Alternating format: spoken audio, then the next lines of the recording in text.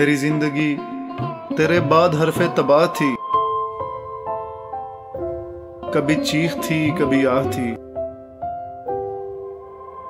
किसी बेबसी के गुबार में कहीं खो गई वो जो बच निकलने की राह थी। सो मैं अपने लोगों को छोड़कर तेरे शहर में कहीं जा बसा, तुझे देखने तेरे पास लम्हे गुजारने के ख्याल में। मुझे क्या खबर थी कि चांद तेरे विसाल का अभी चल रहा है ज़वाल में। मुझे तू तो क्या तेरे शहर में कोई एक शख्स भी तेरे जैसा मिला नहीं।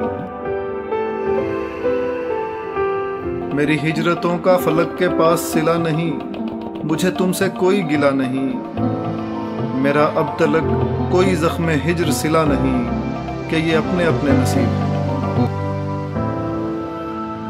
तेरे शाह मिजाज के जिसको रास ना आ सकी कभी एक लम्हे की हिजरतें, उसे खोजने हैं नगर नगर।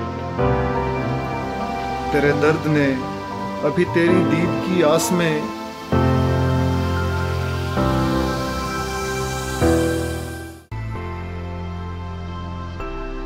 उसे रोलना है डगर डगर।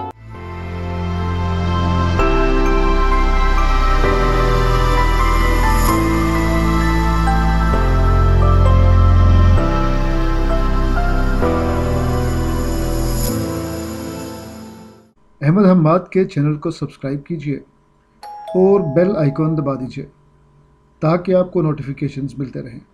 शुक्रिया।